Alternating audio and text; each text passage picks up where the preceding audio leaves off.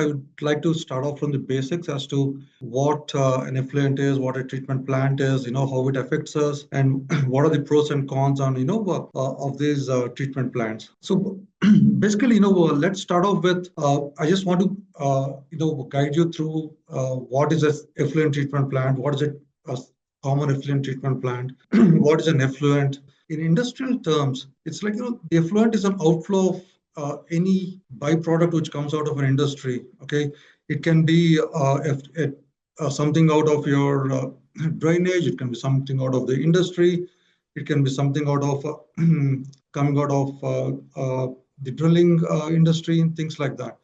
So the effluent can range from minimum toxicity to large toxicity, where it can affect.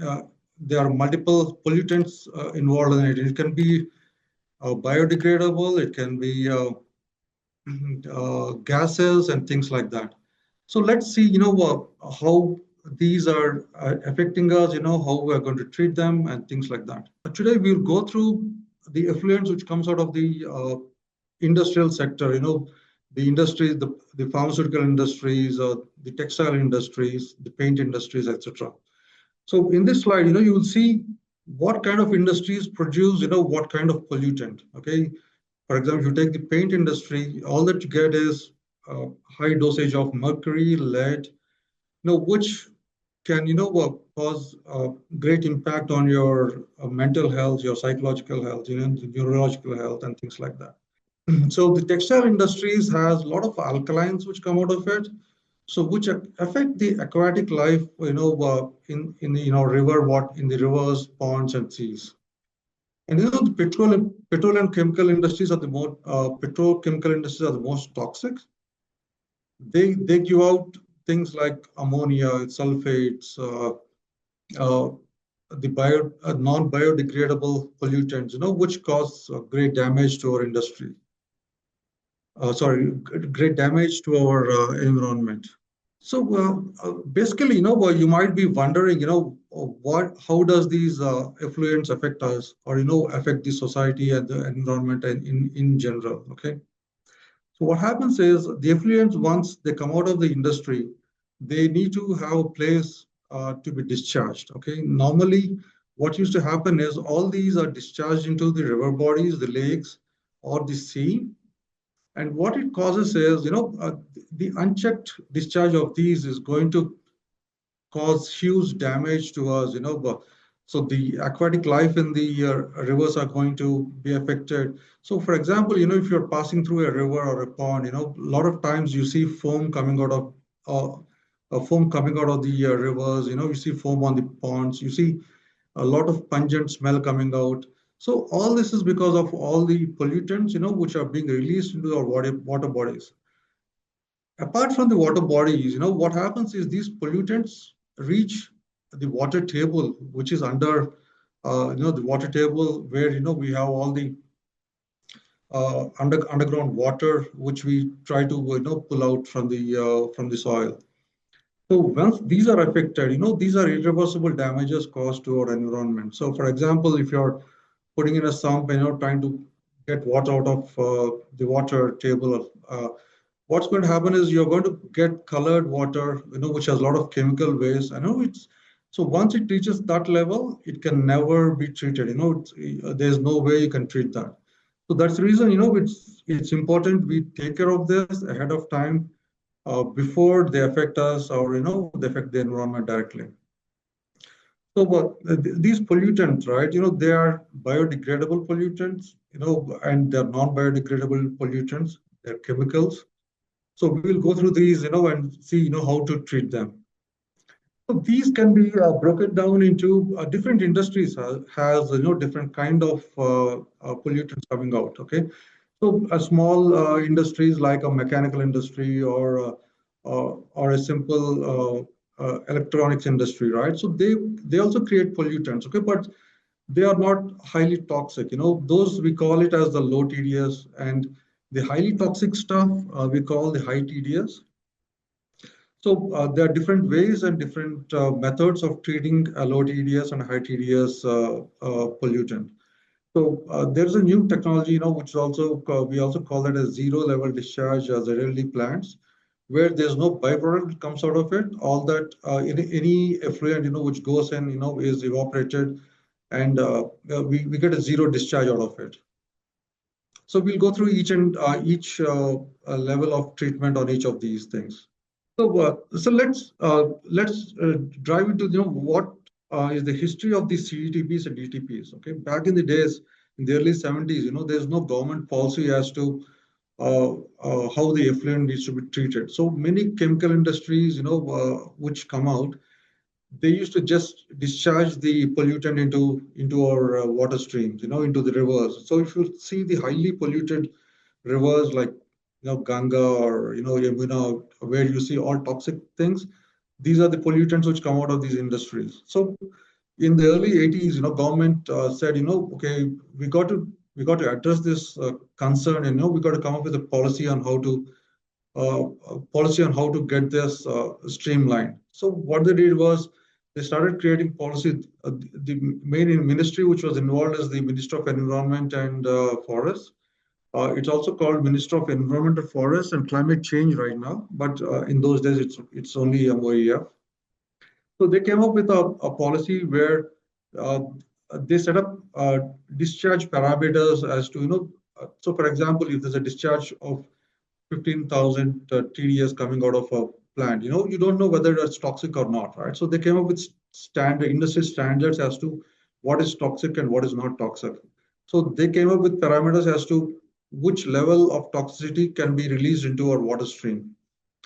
So when they started this, they also started giving clearances as to for the industries as to what they can discharge into our environment.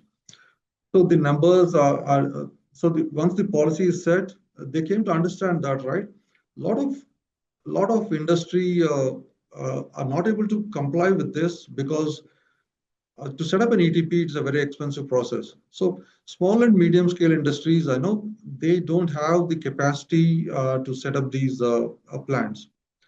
So the government came up with a policy for a CETP, which is a common effluent treatment plant, where you have a group of companies, or an industrial estate, where a common treatment plant is set up, and all the industries from the estate send their effluent to that treatment plant where they're treated. So one of the first treatment plant, CETP, was set up in, I think, 1984 in Rajasthan. And after that, these policies have matured a lot in recent times.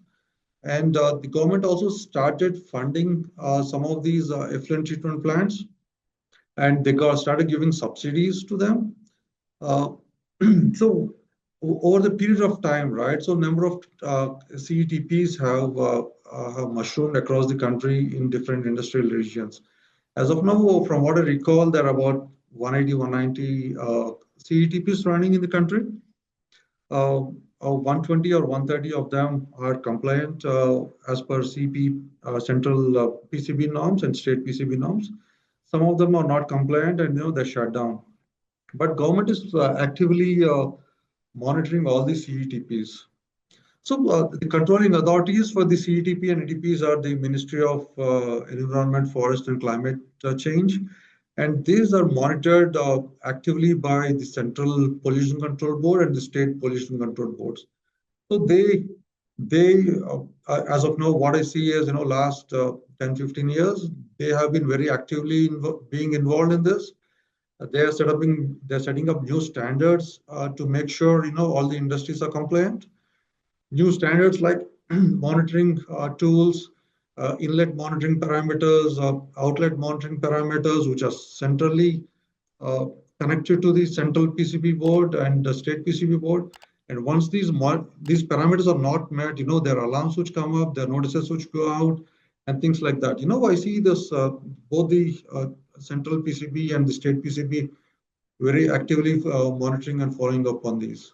So as I was telling before, why do we need these CETPs, right? So because many industries, they can't set up the effluent treatment plant. It's a very expensive proposition, and you need dedicated people running the ETPs. So for a normal small company, which can't afford the ETPs, or the CETPs is the way to go. So there are about 300,000 small scale industries, which are registered in India right now. Out of them, around 65, 66,000 are in need of a treatment plant where they give out effluents, they output effluents. And a majority of them, at least around 60,000 of them are right now registered with the pollution control boards and, actively sending out effluents to these treatment plants. The benefits is that, but you don't have to run your treatment plant by yourself. It's a centralized unit where you just pay as you use a process where you send out the effluent, and there's a particular charge for the KL of effluent treated, and you pay uh, the treatment agency, whatever your monthly charge is. And all the costs are shared across the industry. And also, you don't have to worry about the compliance because the CETP itself handles the compliance part, and the industry has can, outsource it to the CETP. In major industries, which are giving out toxic effluents are the textile industry. You must be wondering why there are a lot of textile industries in the Asian countries. If you look at US, for example, right? US does not involve itself in textile industry because that is one of the most polluting industry. I think it's worse than a pharmaceutical industry. So what US did is it didn't want to, uh, affect its environment. So they outsourced it, or maybe, we can call it dumped it to the Asian countries. As of now, the whole textile industry is run in India, Bangladesh, Sri Lanka, Vietnam, Thailand, and US is the end user of all the, textiles which come out of it. These textiles and bleaching units are toxic. In India, if you see, Tiruchur is one of the area where these industries survive. And uh, the treatment of these textile effluent is a very cumbersome process. And Central PCB has been very strict with these, and they are strictly monitoring these and making sure the standards are met. So if you look at it, right, there are special economic zones set up for each industry. Say for a pharmaceutical industry has an SEZ, a textile industry has an SEZ. So government is setting up these common treatment plants for new SEZs, where the delivery of the effluent from the industry to the CETP is efficient. Because there are some challenges when you are sending out effluent to the CETP. So there are multiple ways of sending it out. One is through the pipelines, dedicated pipelines. All the new industrial estates coming up with a, a prefab setup, a drainage system where the treatment effluent is sent out. But typically, in the older industrial estates, right, you use a tanker, a dedicated tanker, which you fill it up and send it to the treatment plant where it is tested and accepted. A treatment plant can go from a simple plant to a complex design. It depends upon the effluent which is being released in that particular area. Uh, the the common things which are monitored here are the COD, which is the chemical oxygen demand. With the BOD, the biochemical oxygen demand, the dissolved salts, the pH, and the other toxicants which come in, like the sulfur content, the ammonia content, things like that. And the design is also based upon the amount of effluent the industries are going to generate. Okay, for example, if the total effluent coming out of that particular industrial area is about, say, 1 mld or 2 mld, so the design is based upon that, and uh, the capacity of the treatment plant is also based upon that. The permissions also given upon that, because whenever, so for example, we have a 2 MLD plant, the equalization tanks, the acceptance tanks, the guard ponds, all of them are based upon the inflow from the industry. So let's typically see, what is the treatment process in a CETP. Okay, there are different levels of treatment, which happen. Different parameters are affected at different levels. Okay, so initially when we accept the effluent, right, we basically ask dump it into we call it a grit pond, where what we do the initial screening, where if there are any solid waste like stones or leaves which are in that, we try to settle that about and remove that in the initial stage, because once it gets to the next stage, there are motors which are involved, they might get damaged and things like that. So in the initial screening, we remove all the solid particles, which are part of that effluent which comes out. After that, we send the dump the effluent to the equalization tank. So in the equalization tank, what happens is we let the effluent settle down, and there are blowers, strong blowers which will blow out the effluent. So any of toxic gases at that point are basically released out of that effluent, and they come out of the effluent. And also in the equalization tank, so we get effluent from different industries, right? So the toxicity is different, the parameters are different, but all of them are mixed into one. So at this point, we try to stabilize, and equalize it at that level, so that the next level of treatment is pretty stable. So after this, right, we send this to a tank where other coagulants like alum is added. So once the alum is added, right, what alum does is it tries to some of the effluent, it coagulates it, and makes it a solid substance, which can be removed from from the effluent. So once at this point, that part is done, and and it is pushed, the remaining effluent is pushed to the next one. So they are anaerobic and non-anaerobic, pollutants in the effluent. So at this point, what we do is we release media into the effluent, which media can be yeast, media can be bacteria. I see we also release cow dung at some point, where it tries to oxidize some of these biological parameters and release them into the waste container which is in there. So after this stage, we take it to a filtration process, where any of these solids, after all the coagulation and other parts, right, a lot of solids come out there too.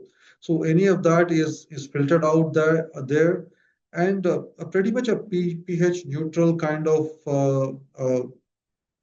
effluent comes out of that at that stage, and we settle that in the settlement tanks, where a pretty pH neutral, non-toxic water it comes out of it, and the sludge is settled down at the bottom of the settlement tank.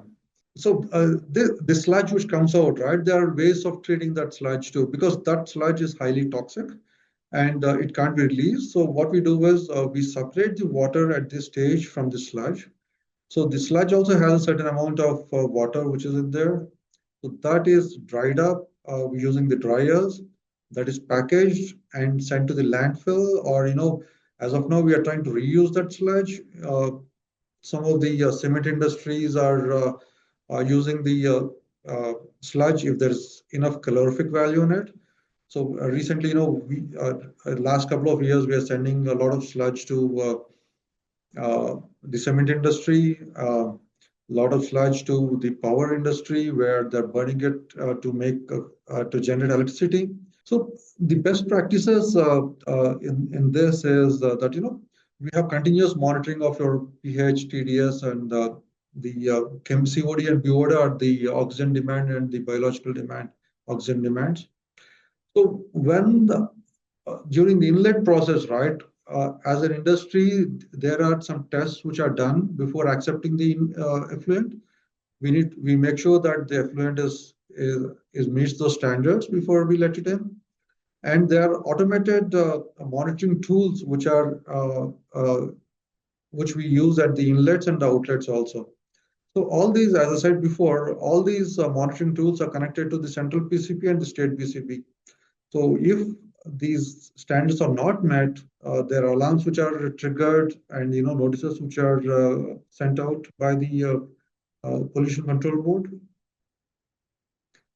So the operational best practices, what we do is, we plan based upon the demand. Okay, so let's say, for example, if you have a 5 MLD coming in, we make sure that our capacity is more, at least, more than 80-90%, and we don't have effluent which is waiting to be treated. So that all comes as part of the planning. So we also need to do a routine maintenance of the aeration tanks, the equalization tanks, the settling tanks. Uh, and we need to desludge because some of the sludge goes to the bottom and it gets stuck there. So we need to plan properly. We need to have backup equalization tanks so that there is some maintenance which can happen too. So I already talked about the sludge management, right? Okay, this sludge is very toxic, and usually we send it to the landfill. And as of now, we are after dewatering and bagging this. We are also sending it to uh, the cement industry as well as the power industry, depending upon the calorific value. So and pollution control board also tracks how these sludge is generated, how much sludge is generated. So what is the how much, because we have certain numbers as to if we have 1 MLD of effluent which is treated, we are going to get say 1 ton of sludge. There are some industry standard numbers. Central PCB also tracks this to make sure that the treatment is done properly. Yeah, we talked about this. The CPCP and the state PCB, they track the COD, BOD, the metal content in the effluent, the pH, the color. As of now, they're also even tracking the air quality around the CETPs because a lot of toxic gases are coming out of this. And if you look at this, right, you see a lot of newspaper articles where people say that we are able to there is some odor coming out of these industrial areas. There are toxic gases coming out. They are feeling nauseated. So all this is because of the toxic gases coming out of the industries. So a lot of these CETPs are some of them are cooperative CETPs where the industries come together and set up a common plant. There are CETPs where private players set it up on a model set up by the government. But the regulation and regulatory framework and compliance is done by the Minister of Environment, PCB, central and state PCB.